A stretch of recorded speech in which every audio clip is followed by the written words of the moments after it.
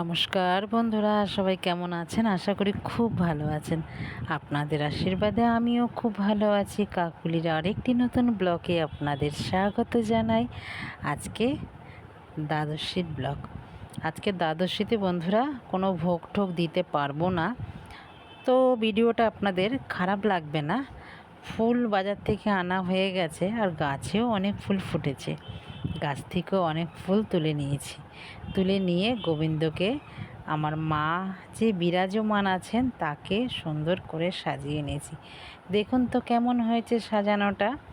এখানে আরতি যে করব, আরতির থালা সব গুছিয়ে নিয়েছি।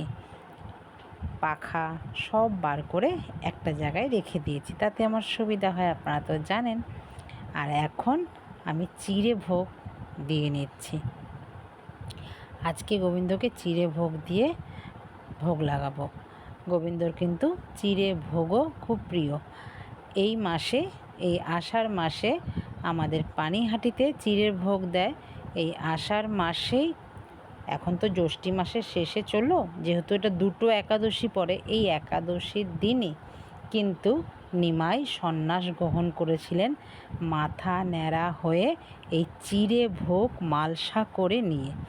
তো আমাদের ওইখানে এগুলো হয়, সাউথে এগুলো জানা যায় না। যারা গোবিন্দ প্রেমী আছেন, যারা বৈষ্ণব ভক্তবৃন্দরা জানেন, পানিহাটিতে বিখ্যাত মেলা হয়, চিড়ার মেলা। তো আজকে তার জন্যই গোবিন্দকে চিঁড়ে ভোগ দেওয়া হচ্ছে। আমি দিলাম, আজকে আর অন্য ভোগ দিলাম না। তো চিঁড়ে ভোগও সাজিয়ে দিয়েছি। এই যে কেমন লাগছে বলুন তো। এবার চলুন সুষ্ঠুভাবে আরতিটা সম্পূর্ণ করতে থাকি। আরতির পর আপনাদের সাথে আবার দেখা হবে।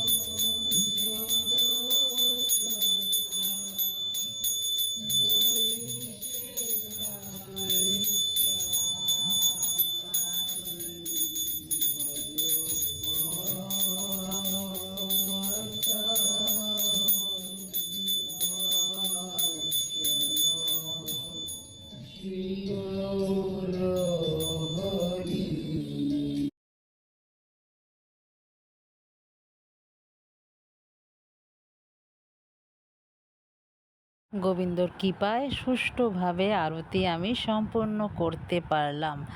তো পানিহাটি মেলায় কে কে যাচ্ছেন আমাকে কমেন্টে জানিয়েন। তো এখন সন্ধে পুজো দিয়ে এবার বিশ্রামের পালা। সব মালা খুলে গোবিন্দকে এবার বিশ্রামে দেব। এখন সন্ধে হয়ে গেছে। দুপুরবেলা তো আমি ফল নিয়েছিলাম, দেখলেন চিঁড়ে ভোগ নিয়েছি আজকে আর অন্য কিছু নিইনি। তো দেখা হচ্ছে আবার নতুন একটি ব্লকে নতুন কিছু নিয়ে। সবাই ভালো থাকবেন, সুস্থ থাকবেন, আর ভিডিওটা কোথাও ভালো লাগলে লাইক কমেন্ট শেয়ার করে চ্যানেলটিকে সাবস্ক্রাইব করে পাশে থাকার অনুরোধ রইল। গোবিন্দ সবার মঙ্গল করুক। গোবিন্দ সবার সাথে আছে। নমস্কার। যাওয়ার আগে রাধে রাধে।